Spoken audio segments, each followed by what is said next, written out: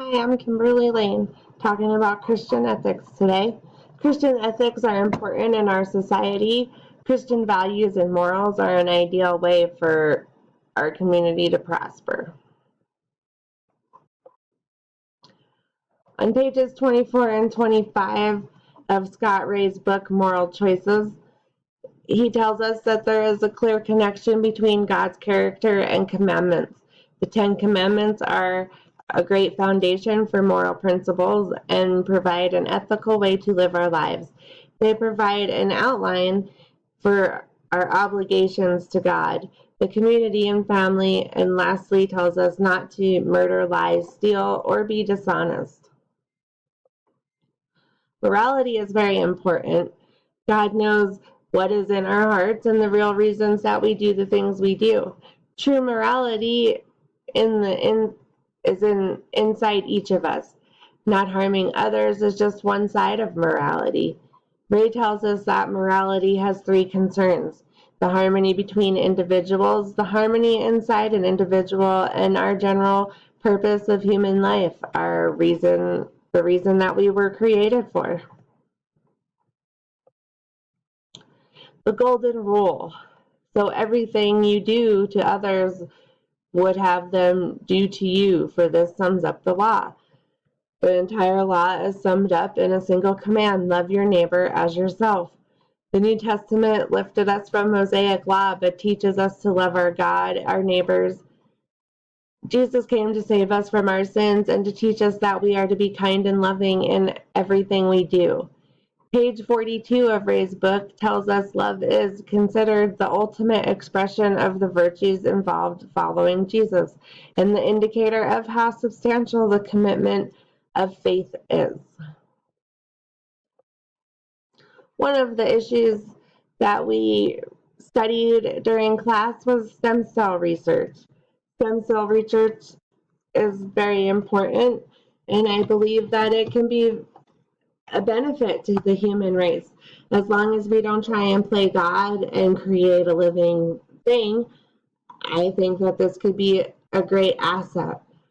I believe God has given us the ability and the knowledge and the wonderful medical advancements, and as long as we have proper intentions, that I believe stem cell research can be very helpful in treating horrible diseases. Another issue that we had studied in class was capital punishment. Capital punishment is a very, very important issue, and it's a serious situation. The Bible tells us there are many crimes and or sins that call for capital punishment. I believe God is the ultimate authority over our life. No human should have the power to end a life.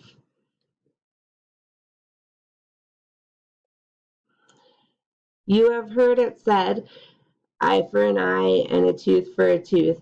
But I tell you, do not resist an evil person. If someone strikes you on the right cheek, turn to him the other also. The New Testament also teaches us about forgiveness and repentance. These were characteristics of Jesus. I believe if we had harsher punishments, crime rates would be lower, but I don't think we have the right to take somebody's life, whether they took a life or not. I believe that harsher punishments, like cutting off a thief's hand, would stop the crime rate. If punishments fit the crime better, I believe that crime rates would go lower, that people would take it more seriously. I just don't think that we have the power to end a life, nor should we do that. I believe this is God's power and only God's power.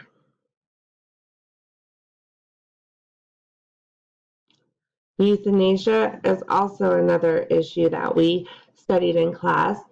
I feel the same way about this as the capital punishment. We shouldn't be ending anybody's life. This is not our decision. This is God's decision. On pages 226 to 227, in Ray's book, Moral Choices, he talks about other ways. Instead of ending a life, we could give them medicine and get them out of pain. We have so many advancements medically today that people don't have to suffer. People can just be kind of in a sleep state until they pass away. But the ultimate authority in this should be God and God only. This should not be taken into human hands. The case study that I was talking about was taking my aunt off of life support. This was a huge decision and it impacted the entire family. We had to gather the facts, we had to determine the ethical issues and what virtues it affected.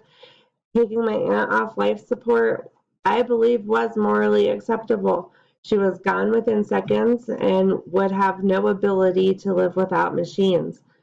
This is one of the problems with medical advancements going too far. We could have left her hooked up to machines probably for years, but it was just her shell of a body.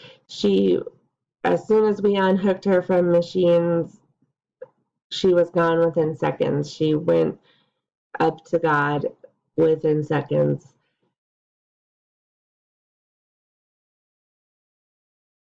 One of the issues that I have undecided is abortion. God knows us from before we are conceived. And again, ending a life is not our choice, it's God's. My undecisiveness is on assault victims and the illegalization of abortion.